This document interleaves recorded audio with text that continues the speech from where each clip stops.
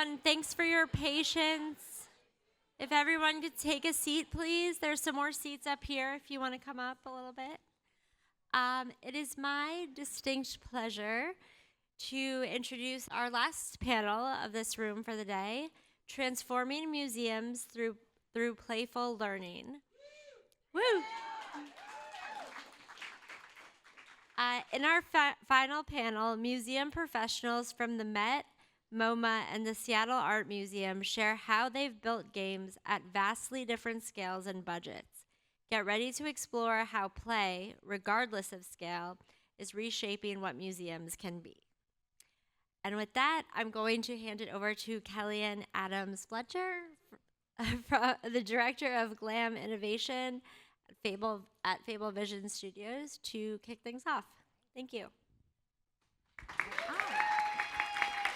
Is this on? It's on. Hi, everybody. Thank you, everybody, for coming to the very last session of the very last day in this room, at least. It's so great to see everybody here. So I'm Kellian Adams Pletcher. I'm from FableVision Studios. I am the director of GLAM Innovation, which is galleries, libraries, archives, and museums, which is actually a used acronym for the museums world, and now you know it. So next time somebody says GLAM, you'll know what they're talking about. So we called this panel Transforming Museums Through Play or Playful Learning. But having gone through an incredible couple of days of talks and discussions and interactions, I'd also like to encourage us as game designers to think about how we can transform play through museums.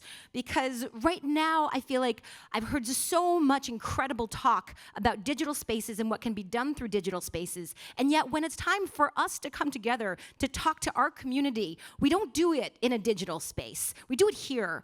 And we're willing to spend money and time, and we sacrifice a lot to be in a physical space together. There are online conferences, but we don't go to them. We come here because we want to be together, and so does everybody else, which is not to say that digital games are a bad thing. It's to say that physical digital is something that should not be overlooked, and museums have it all, right? These are location-based spaces that have the most incredible objects humans have ever created, and sometimes the most incredible objects the world has ever created. They're public, they're open, they're existing open worlds, and I am certain that you have one in your town. We are going to talk with 3 incredible museums, 2 from the East Coast, 1 from the West Coast, and 3 museums, 3 perspectives, and many cool games. I'm going to hand it over to Brett Renfer. Thanks, Kellian. Hi, everybody. Again, thanks for sticking with us. So I'm from the Metropolitan Museum of Art. You should come see us if you're visiting. So I'm going to talk about one game we built fairly recently, but I'm going to start with a little bit of background and setup. So if you haven't been, we are one of the oldest museums in the U.S. and one of the biggest in the world. We have over 5,000 years of art from across time and place. And our mission is to connect all people to art, ideas, and one another. Great fodder for games, right?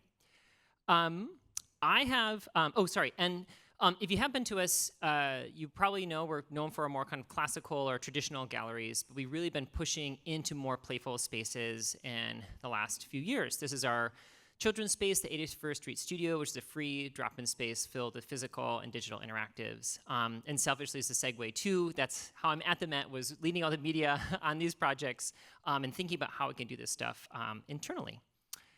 So I've a weird position. This is supposed to be playing audio, just imagine. I'm the senior project manager of emerging technology. So I do early stage pilots and prototypes and occasionally scale up for projects when we're trying out new things. And for a museum as old as the Met, games are one of those new things. What I was just showing is a prototype for a music-based interactive that is on view now. And when we think about these kind of projects, we're thinking about this sort of intersection of reach, expansion, and extension. So we're thinking about how do we reach our existing audiences in new ways, or how do we reach brand new audiences for the Met. We're thinking about extension, so how do we extend stories outside the museum, outside the home, or just extend them into your bodies? You know, museums are really good at telling you stories, like this is the thing you should know about. We don't always bring people into those stories, right? And then expanding access, this idea of like, how do we, again, allow you into the story in a different way? How do we bring the museum to you? And how do we help people really feel more comfortable in these spaces? I think we'll all kind of talk about that last piece. So the game I'm going to talk about is called Art Links. We launched this last year, and it's a playful, casual, connections-based game. And when I started at the Met a few years ago, we had this question. We've been kind of like going at it again and again. Is like, how do we get people who are young, interested in art and material culture, who don't think that museums are for them? We think that museums are for everybody. Not everybody agrees. So how do we show you that that is true? The museum is based on connections. So we have this really awesome, broad collection from 20,000-year-old Paleolithic objects to kind of the hits of contemporary art. And you have to explore the artwork to dig into these connections. So it's a literal link of chains that you have to say, okay, what is the emoji that links these two artworks? Or what is the idea that, or what is the artwork that links these ideas? And you can see we sneak in some fun facts and learning as well. The game is also playable by blind and low vision users, so we did a lot of user testing around this. So there are visual descriptions for all the artworks that contain some hints that you would get if you were able to see them with your eyes, and they're playable with assisted devices as well. So we did a partnership with our education team to do that. We did 12 weeks of play, and happy to talk about this more in the Q&A. It was really interesting to kind of like drop new content. We did this on a weekly basis to try to, encourage people to play with it over time. But we also built a difficulty arc into that, which is interesting. And with each one, we were able to kind of touch on a different slice of our humongous collection. And so we did this sort of in these 4-week buckets. And this part was really interesting. Like when we think about like what are the things that are different about designing for museums, we worked with a curator on this. She had never written for a game before. So we built this idea of like, okay, let's think of 4 buckets that we can kind of write and research into. So we thought about materials, like what are artworks made of? We thought about emojis, like how can you dig into what the artwork looks like and connect it to, visual culture. We did highlights, so those are really introducing visitors to like some of our best and brightest and things that maybe you didn't know about.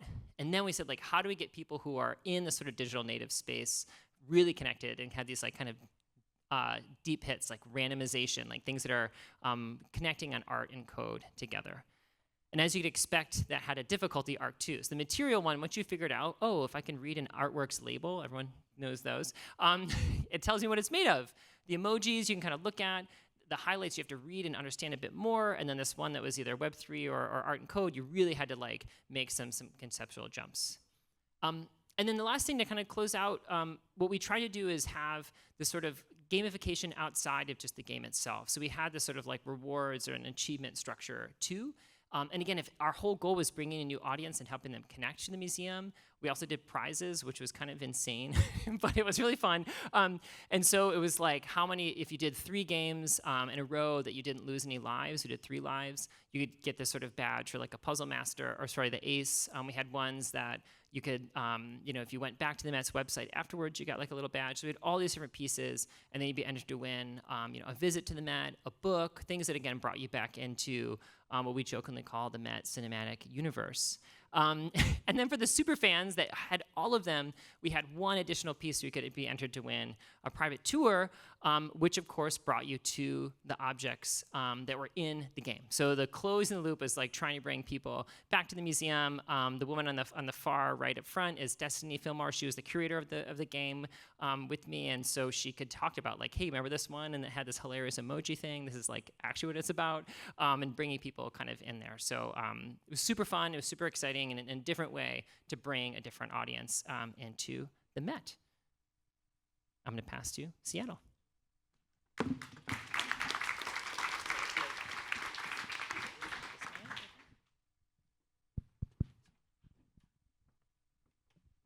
Thank you, Brett. Hi, everyone. We're really excited to tell you all more about SAM Games, which is a brand new games initiative at Seattle Art Museum. My name is Emily Gardner, and I'm the manager of gallery learning at SAM.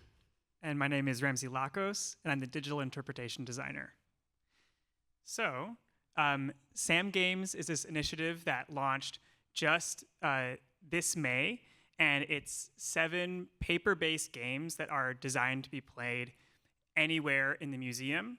And we really designed them with playful learning in mind and social collection, as well as creative expression.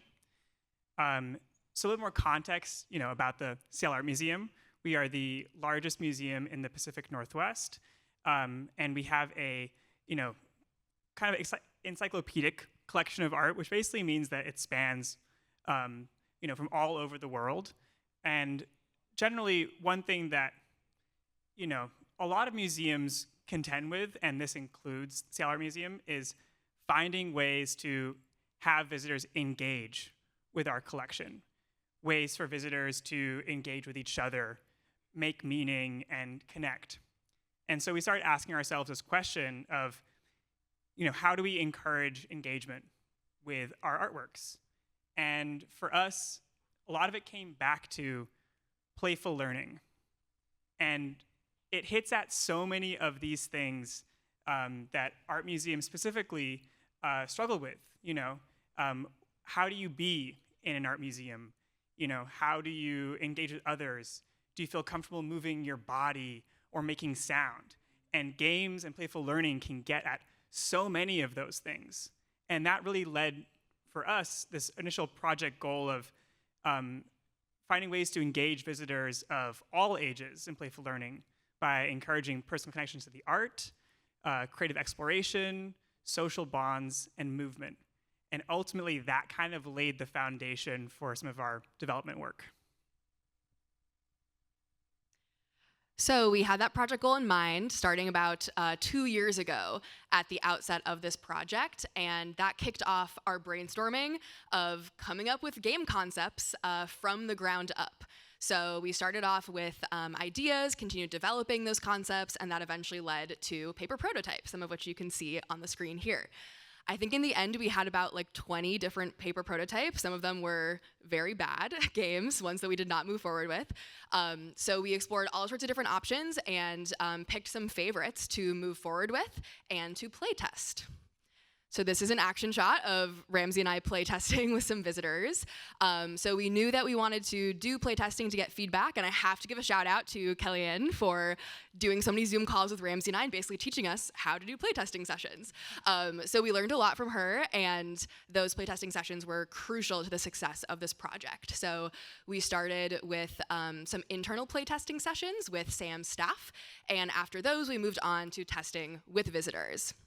And we learned a lot from these, but one of the biggest takeaways of why this was so important for us was because our visitors had never encountered games at an art museum before, especially our art museum.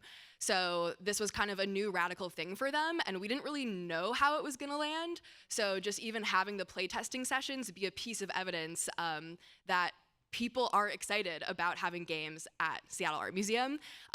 There were huge lines of people wanting to do the play testing. They were really popular for people to participate in, and people just kind of were telling us, regardless of the specific games, of this is so cool, we want more games at the museum. So that was kind of a crucial piece of evidence for us to assure us that we're on the right track here, that games are something people want at the museum. And in addition to that very general piece of feedback, we got a lot of very specific feedback from visitors. So they would test 1 or 2 or 3 of our game prototypes, and then we would debrief with them, and they would tell us what they thought and give us all sorts of really actionable feedback, everything from specific wording in the instructional copy to major transformations to the game concepts themselves. So getting that feedback from visitors was crucial to continue refining and iterating on those games. And after about a year of testing, that led us to the final products. So we have 7 printed games. I'll just flash them up on the screen here. And we really wanted these 7 games to have some variety to them. So we have drawing games, writing games, guessing games, judging-based games, and even one movement-based game. And they span from 1-player games up to 8-player games. So we really wanted this kind of ecosystem of games to appeal to the widest possible amount of visitors, visitors of all ages, including families, all the way up to adults and older adults and seniors as well. So these 7 games are designed to really hit at as many possible interests of people who visit the museum. And just wanted to show you an example of what the instructions look like. So this is Make Some Moves, which is our movement-based game, where you get to think about how would an artwork move if it came to life. It's a judging-based game. So you can just see the instructions here. We tried to keep it, of course, fun and playful, but have the instructions be as concise as possible as well. And this is just a half sheet front and back. Here is another example. This is a bifold sheet of paper. This is Title Takeover, which is also a judging-based game where you get to come up with new, fun, creative titles for Sam's artworks, and you write your submissions directly onto this bifold here. So those are just 2 examples of the games, but we're happy to share more. These are all open source, so we're happy to send you PDFs of any of the games. So fast forward to the present day, they are now installed in the galleries. And we're getting to see visitors of all ages and group sizes come up, pick up a game, and go into the galleries and play. And what that means, moving their bodies or drawing in the galleries or connecting with those they came with. It's been really exciting to see the way that in this short amount of time, the games have already kind of shifted the vibe at the museum and have made it into a more playful, welcoming, inclusive space. It's still pretty early days, and we're definitely planning on doing some evaluation about these games and really talking to users and learning what's working, what isn't, so we can make the next round of improvements. And that's all for us, and we'll pass it off to MoMA.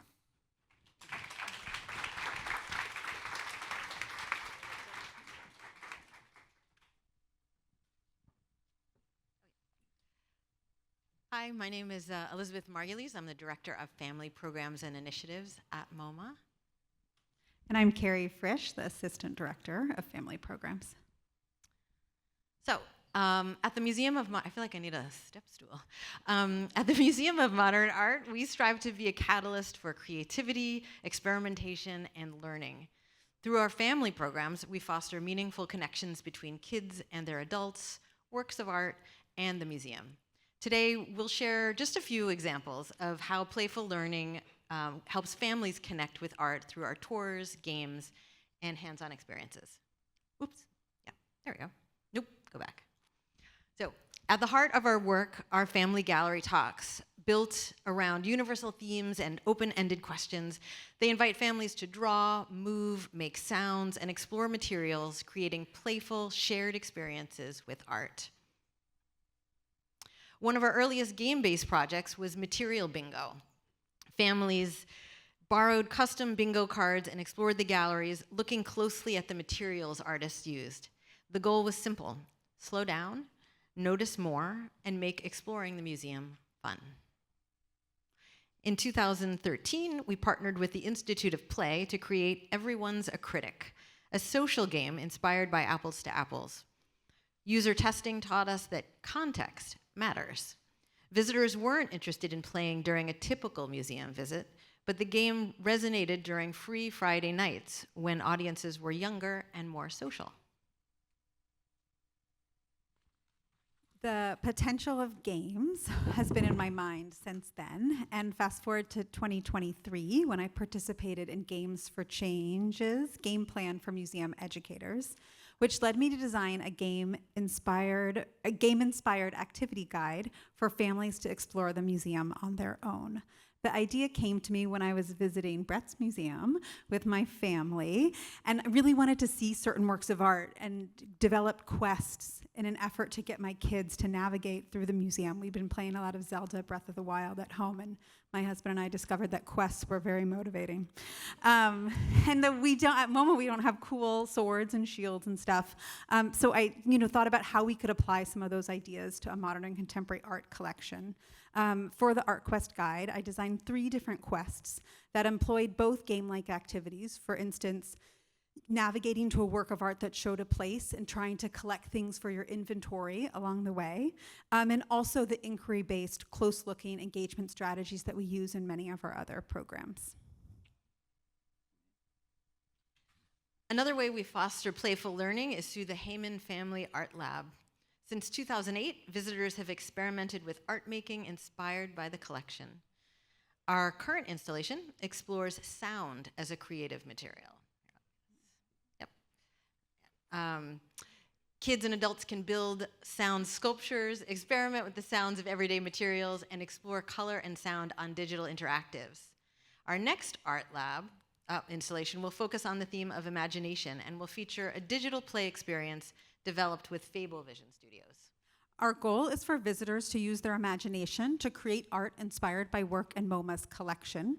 And we built upon the foundations of paint and play, which was something that FableVision developed with the National Gallery of Art in DC.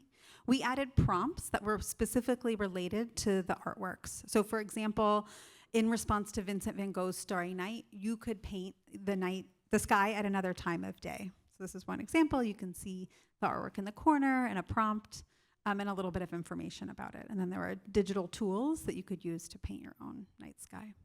And through user testing, we've seen how much fun kids and adults are having using the tools to make their own creations. And we're really excited to share this digital creative play experience in the next art lab, which will open in October.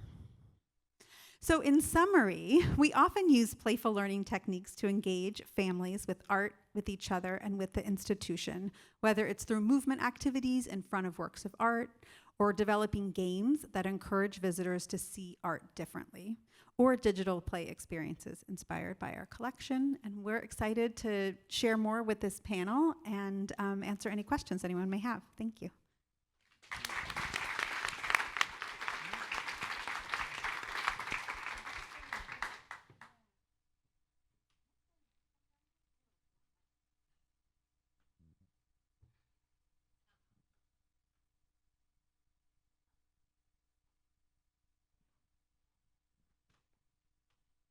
We can just share. We can just pass it to you. Hello? Hey, that's great. When it comes to microphones, more is more, right?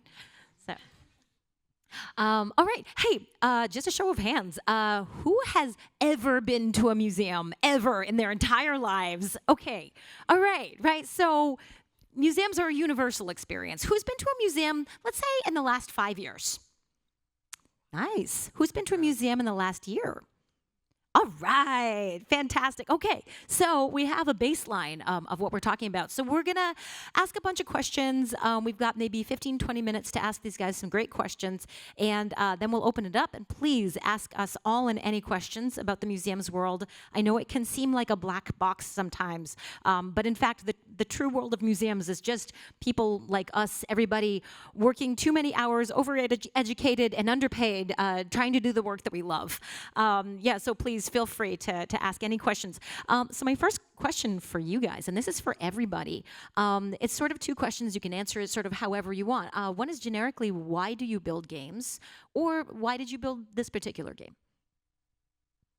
I can start because I started a little bit in my talk. I mean, so one of the things, I mean, again, I have this weird rule. So it's like try blank thing to see how we can either learn more about this technology or learn more about this audience and try to find new ways. Like my joke is that I'm like turning over rocks to see if there's like an audience for the Met there. And so it was this idea of like, you know, and actually we even started with people who were into the like NFT space, which seems weird, but we're like, these people love art, they love creativity, and they think that museums hate them. And so it was like, okay, can we like play in this space? You know, and try to bring people into the fold. And so we try to play with like a lot of, you know, vocabulary from that space and use this idea of like, you know, game as olive branch to a new audience, basically.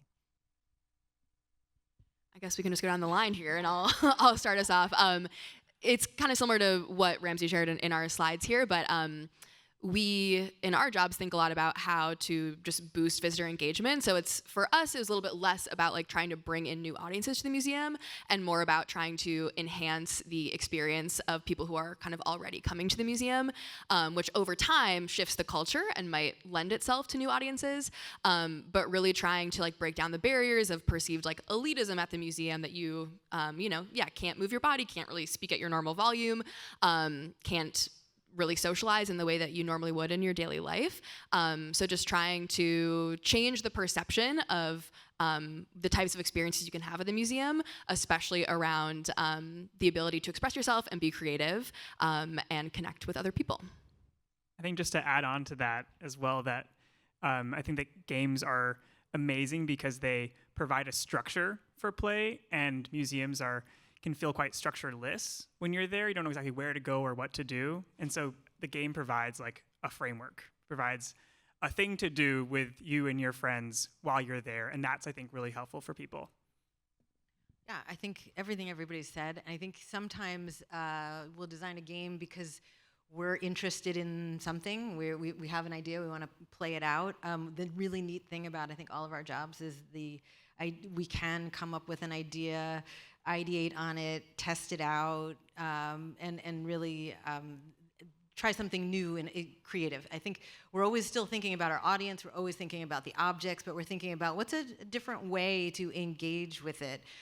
We still have things we want to accomplish with each one, but I think different things come up. So the material bingo, at that time, we had an art lab that was about materials, and that was a really fun one. And somebody in our department was like, what if we do bingo? So sometimes we're the place that people say, what about this? Why don't you try this? And we're like, okay, let's see how that goes. And each one has affordances, and sometimes something might be too expensive, and sometimes you're like, well, wait, this is exactly the right moment. We have somebody who's interested in innovation, or we want to try something for our next activity guide. So sometimes we just kind of run with it. Yeah, I'll just add that I think you've heard us all say the word engagement a lot. That we're trying to engage visitors. We're trying to increase dwell time. I think the average person spends like 5 seconds maybe looking at a work of art, and I think games provide that, right? That games are all about engagement and trying to get players to engage with a game. And so I think there's a lot of overlap as far as goals, and that we will rely on a variety of strategies and sometimes go to games because they're so good at connecting people with playful, engaging experiences. So something you guys might not know, which I think is kind of interesting, museums have a lot of different departments, and when you're building games with museums, it's hard sometimes to know where to start. Here we've got 3 different museums who have built games in 3 different departments, and everybody needs to get buy-in from sometimes very siloed departments. Sometimes one department doesn't know what the other department is doing. So I'm going to ask you guys, Ramzy and Emily, about how you started and how you got buy-in, because the SAM project it's an interesting story. Yeah, absolutely. So in terms of how we started, it actually kind of all starts with a post that Kellian made about a Games for Change Museum Educator game plan course, same one that Cari did, and that I applied to, got in, because I was curious about game design, and learned so much through that program, and really kind of kick-started mine and Emily's work at SAM, as we finally had these tools to start building games in-house and start that development process within our own department. And so we sit in the interpretation department, which isn't about language or translation, but is basically helping visitors connect with artwork through an interactive, a game, an audio guide, whatever it might be.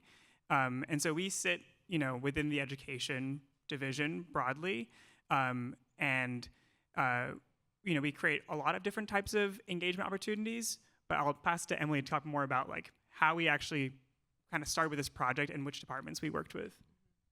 Yeah, and before we really started that work in earnest, I'll also just share the other like Games for Change connection, which is Ramzy was unable to attend the Games for Change Festival 2 years ago when he took the course, so I went in his stead. And that was my first exposure to this community, and I left feeling so inspired and took so many notes that between Ramzy's experience with the course and my experience at the festival, like it really legitimized play and games as an impactful tool that we can use at the museum. So that was like the really helpful first step to take that to our managers and leaders and other people at the museum to say like, don't roll your eyes when you hear play or games, like this is a real thing. Look at all of these things that we've learned. So that was a really helpful inroad. And then it was that summer 2 years ago in 2024 where we took all these ideas and inspiration and really just went through a design process starting with like what challenges we are facing at the museum that we can address through games, and did a lot of that brainstorming. And we also included a lot of our like leaders and managers we included them in those kind of early brainstorming sessions to get a lot of kind of buy-in from stakeholders really early on, so they were invested in the project as well. And then slowly over time, they saw like the power of games and having playful learning opportunities to achieve the goals that they also believed in. Anybody else have anything they want to add to that? I'll just say that we're in the learning and engagement department, so we're very focused on the specific audience of families within that department, and so that kind of playful aspect is very much part of our everyday job. And I'm in the audience engagement department, so it's really that part is like too coded for everybody. But just to round out what department are we in, right? Yeah, and it might be surprising for people to hear, right? Like, so family engagement, interpretation, and just general engagement, audience engagement. These are completely different worlds, right? Sometimes these teams don't know each other even. But Brett, my next question is for you, and actually, because this is a really great story, and I think it's kind of interesting how, like, what audience you reached out to and how you were able to engage them, and it's sort of for everybody, right? How do you get people to play in the first place? Yeah, and I think when we do new projects and new spaces, we're thinking a lot about this idea of like authenticity. So how do we like show up in a way that's really authentic to ourselves, but also show up in a way that's authentic to the space that we're going to? There's like that 30 Rock Steve Buscemi meme where he's like, hello, fellow youth. Like, we don't want to be that. And so, we started even with like the crypto world, which again seems really weird, but it was great. So to reach the audience, we did pretty traditional stuff. Like, we did marketing. We actually did some advertising, like on Instagram, like very targeted towards these groups. And we partnered with Coinbase, which again seems really weird, but 40% of our players came from there. And 80% of the people were new to the Met. And I don't remember my last figure, but a huge number of them had not ever been to the physical Met or hadn't been in like 5 or more years. So that kind of like partnership and just being like, cool, we're just gonna like go to the spaces that the people like within this audience are. And again, this is a bit ago. I don't think I'd make those exact same technical choices today, but I think it's a thing you can kind of extrapolate of really like trying to show up where the audience is and then have things that feel really kind of native to that. I think was really helpful and helped it be successful. Do you guys have anything to say about that? Yeah, Cari does. Oh, okay. Well, the next question, it's kind of related. And actually, I'm going to talk to MoMA about that. About sort of who is your audience, how do you find your audience, and also like MoMA has a really good playtesting system, and a list of people that they reach out to playtest. So tell us more about that. Yeah, so as Liz said, our audience are families, and I'd say our core families with kids ages 4 to 10, that we offer programs for kids ages 6 months till 14. We always try to meet them where they're at, whether, we had a website that's now dead because of Flash is dead. In 2012, when apps were a new thing, we made an app because we knew kids were playing with apps and were in that world. And so we try to be attuned with where our audience is. We also we wrote a book and we made art making kits and products for kids as well, trying to get into families' homes in a and in a non-creepy way. I was like, should I say that? Through should the I not say window, that? actually, that's then it was weird to not say it. So we're really thinking about where our audience is and where we can, kind of how we can meet, where we can meet them. I don't know, is there anything Playtesting. else? Oh yeah, and playtesting. It's something that we've started to integrate. I don't know when it started. I mean, it could have started. I don't know. We always do user testing, and I know, like when we worked with the Institute of Play, we did a lot of play testing and user testing when we had Everyone's a Critic, and we learned a lot of people did not want to play a game in a museum. A lot of people were like, no, it's too it's gonna just. I just came to look at the art, and we're like, well, we made this game to help you look at the art. It's gonna be fun, and they were like, no, I don't want to. It's too much. So, that's something that we're aware of as well. But that certainly started us on this course, or continued our course of playtesting.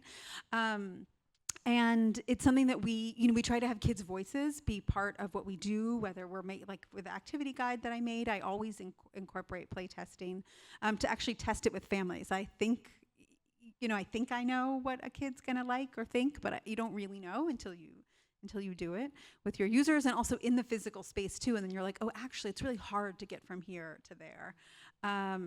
And we've built up a bank of families who are interested in playtesting, so we'll reach out to them. We also have like kids audio and kids labels, and we're trying to have, we're not quite at co-creation, but we're trying to get to places where kids' voices are also involved in choosing the works of art that we highlight in an audio tour or in a kids label.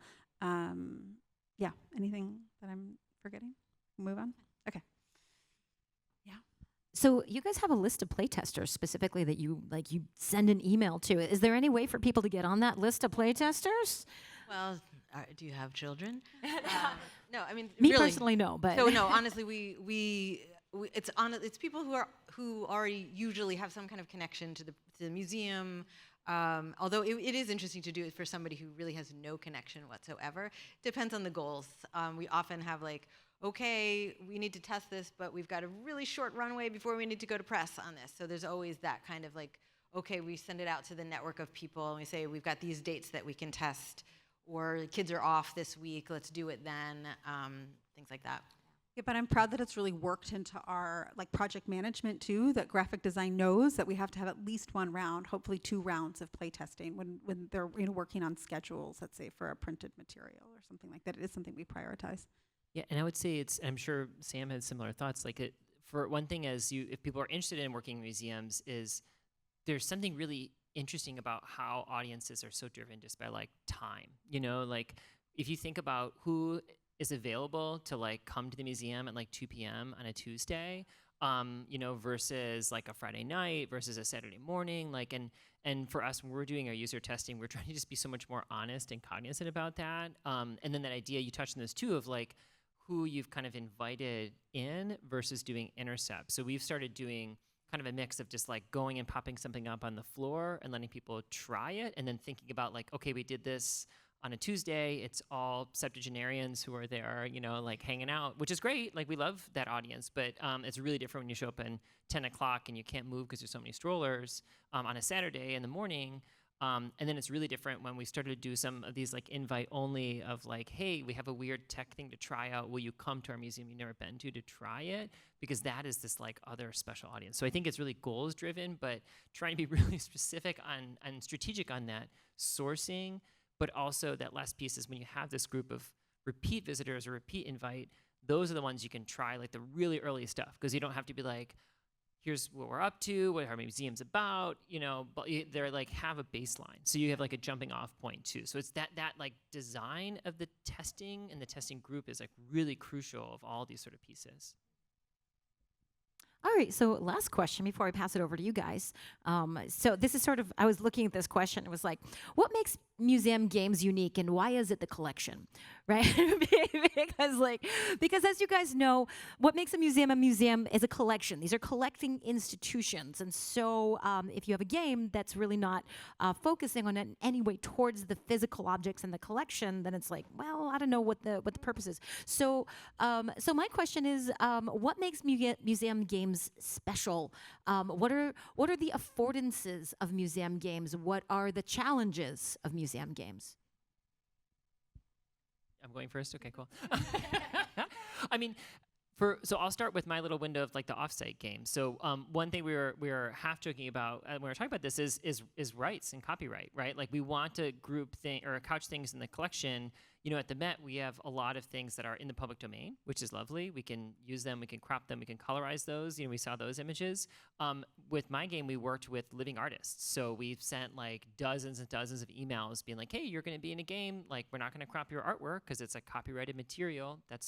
Ask us more about that afterwards. It's a very long kind of thing. But when you're working with living artists or artists that are under copyright, you have really different kind of rules. And in some ways, like, it's this sort of frame, right? Like if we're trying to tell you about the collection or about the artwork, we try to show you as close as possible as you can be, understanding like you're looking at it on your phone. It's not, you have to be honest about that too. So, that is like a piece of the design and a piece of the affordances and also like a piece of the mission often. And then, it's the same is true, I think, when you're designing within the museum, right? Like you have some rules you really have to follow. Exactly. Yeah. I'll start us off.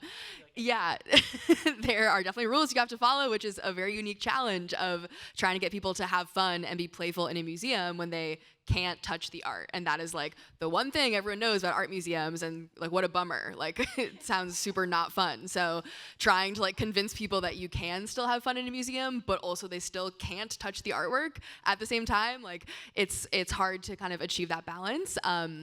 But there's a lot of opportunities that you have with art museums as well. Like you are in a specific physical space. You cannot experience these objects anywhere else. And wow, what an amazing, unique opportunity to hopefully get people excited to like dig into what is around them and to like spend more time, as Cari was talking about, with the objects themselves and make their own kind of personal connections to those objects. And so learn more, ideally, about themselves in the process. Yeah, absolutely. And I think part of the interesting like design challenge, at least for our project, is that we were creating games that you could play anywhere in the museum, in any gallery, for any works of art. And so there obviously is kind of like a give and take there in terms of like specificity. You know, you might not be learning something specific about a work of art that's on the wall. But on the flip side, what you get is that we're encouraging people to make their own meaning with the artwork, with their own meaning with each other, which is a way that I think people historically have not been encouraged to be in museums. And I think that is possible when you're actually in the physical space with people you came with. And it's like, for a brief period of time, it's like you're somewhere new, you know, and you get to try something different. And I think we can be part of like that shift of like what museum spaces, especially art museums, can be for people. There's so many things that you've said, and so much is spinning in my head right now. I think the challenges of creating for a museum is that there's so many possibilities, and then there's also a lot of rules and regulations and things. And so one of the things we think about is, again, you put a game out into the world and then you watch the behavior. So that idea of testing, it's not just, okay, did they understand it? Did they know what to do? But did they do, oh my God, the wrong thing, like run towards the work of art to take a picture of it in a very scary way? So like, what are we encouraging people to do? And those are the things that we have to test and see. That might be really fun. It might be, oh my God, we excited them, we engaged them, but that's not working for this environment, and it's maybe cross-purpose to what we wanted them to do was maybe to slow down. So we also come up with a whole bunch of goals, and then we test to see, did we hit those? Sometimes it is just, maybe it's, you know, an emotional connection. Maybe it's, we're going a thematic exploration. We have the issue of works of art are constantly being going off view. So we're like, we wanted to use, oh, that's gonna be gone in 6 months. Like the amount of time it takes to create a game, by the time you get there, you're like, well, that's not gonna work anymore. So there's so much possibility, and sometimes you're like, foiled again. But that's why maybe sometimes it's paper, maybe it's more open-ended. So that's why you see we had a whole bunch of examples, because things work at this one moment in time, and then you have to try something new, which can be fun. I'll say really quickly, because I'm watching the clock tick down. And I want to leave time for questions. I think the physical space is the affordance and the challenge too. You know, it's so fun to get to have a museum be your game board. And there's so many possibilities that come with that, and come with, you know, connecting people with objects in a physical space and in real time. But it's also challenging because of like some of the things that they've talked about, because of navigation, because things go off view, those kinds of things. So yeah, I think it comes back to the physical space and objects are both. Yeah. All right. Well, you know, we've only got a couple minutes left. However, we are the last, we're the last place in here. So who's going to kick us out? So let's just ask some questions, and I'll bop around and give you a mic. Hi. Hello. Thank you. All right. So Cari, you said that you're not at the point of co-creation, but you also said the beautiful word yet. Yeah. Great. So I do make real life experiences, real life games, and I've worked with museums too, actually. I've worked with the Exploratorium and Cal Academy of the Arts to do installations with both of them.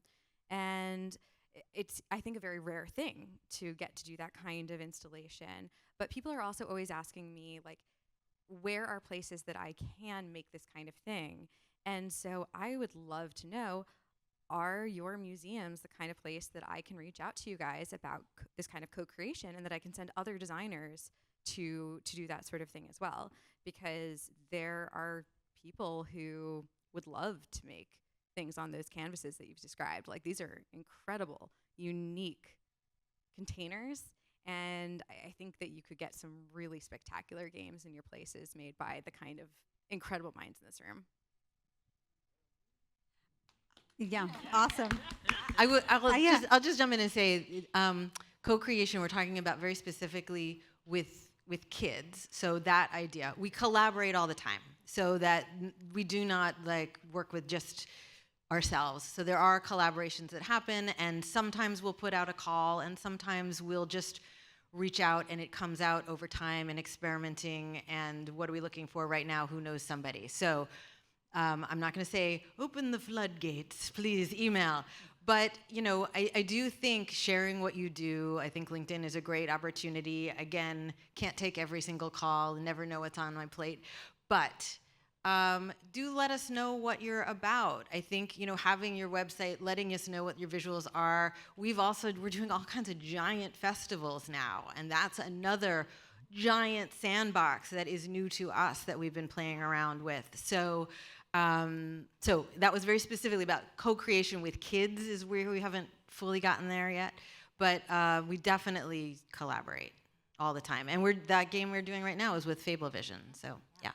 Also, so fellow game designers, hello, fellow kids. I just, as somebody who's sort of part of the museum's world, but also not what part of the museum's world, as game designers, I want us to sort of, acknowledge the risk that we pose for these institutions and understand the leap that they take to work with us at all. So make it easier for them by showing them how much you respect their institution, how you understand the process, and how safety of their space and their art is primary in your brain when and if you reach out to them. All right, who's next? Thank you guys. I was just curious, have any of you explored gamification of like digital twins to increase access to your museums or to like the content that you guys offer in your collections? Yeah, so we did, one of the other projects I did that launched last November was a WebGL and VR project, 2 different projects. One is more of like an open virtual gallery of our arts of Oceania. The other is almost like a level-based game about the Temple of Dender, which is one of our most famous Roman-era objects. And it's similar to like in some ways to the thing I showed, in that like there's a piece where you like rebuild the temple, and then as you're doing it, you learn like this is how the Met did it in the 70s, and this is how the Egyptians did it in like 7 BC. And so yeah, definitely. I think what's interesting too, though, and I'm curious, I think every museum has their own take on it. In that, going back to authenticity, right? When we think about digital twins, we're like, where are the places that we can shift and like not have like a identical twin, more fraternal twin, that's like, that plays into the affordances, So if you're going to be in 3D, like our museum is super siloed. Our director is like, if I could change one thing, I would blow up the entire museum and mix up the entire collection.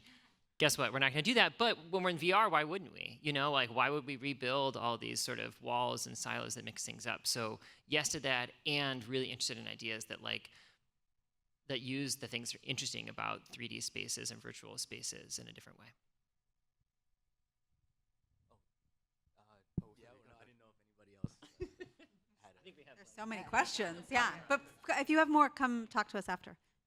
Awesome. Brett, I love the metaphor of like turning stones for new audiences.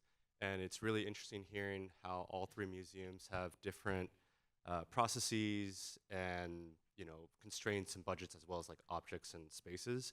I guess I would love to hear, what audiences would you want to go after next that may be niche? I mean, you pointed out like blockchain, and I was like, wow, that's a stretch, but it also makes sense. And you're also mentioning, Friday nights is a completely different audience and therefore experience.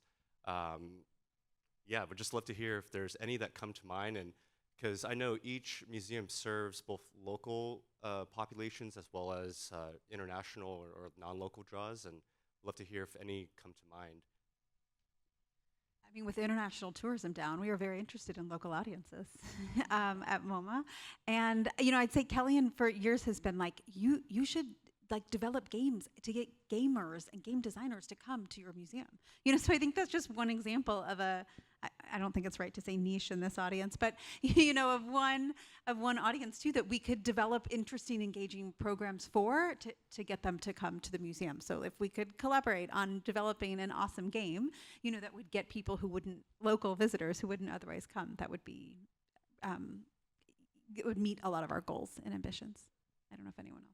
Yeah, I think kind of build off this like gamer audience. I think one thing that we've been talking a lot about and realizing is that we put out a lot of games that are very social for multiple players, and we have a lot of people who come to the museum by themselves.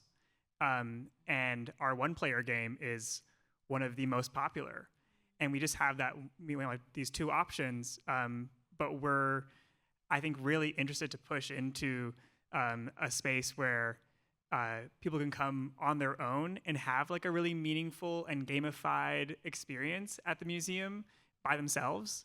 And I think digital games lend themselves well to that type of experience, and having something that is like responsive and is narrative and fun.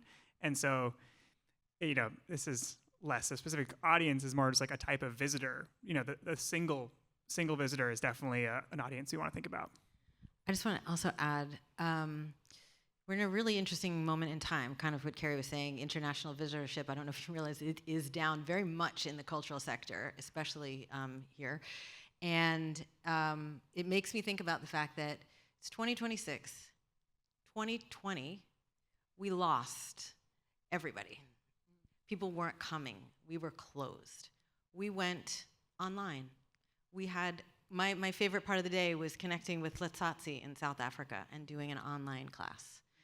When we had to come back into the museum, we are in a building, we have to be here and recreate the museum visitor experience and reconnect with people in person in the museum.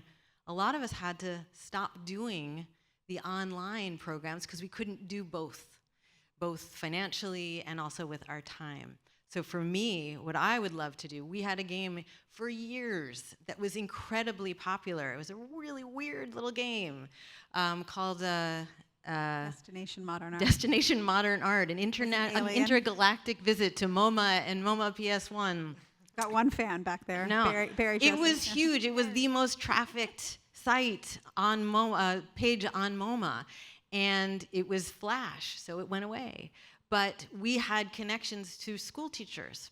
They were putting it as a safe space in their classroom. It was a place they could put the kids over in the corner. They could play on the computer. They could try things out, but stay there and feel safe and make a connection to works of art, plan for their visit to the museum, whether it was local or not. And so to me, putting a web-based program back up is something I would like to do. I would like to connect back to the folks. We're an international museum, known, people sometimes never get to us. More than half of our visitors are first-time visitors. So they come once in their life. So connecting further. So this digital sphere is very much something that I would like to connect to at some point. So actually, I would love to take everybody's call, but I forgot that I've got to go sign some books. So my book is called Building Museum Games. Spoiler alert, guess what it's about? However, everybody, please talk to these wonderful people that are up here. They would love to answer your questions and, you know, chat with any of us at any time. So thanks to our incredible panelists. Thank you. Thank you. Thanks, Kellian. Thank you.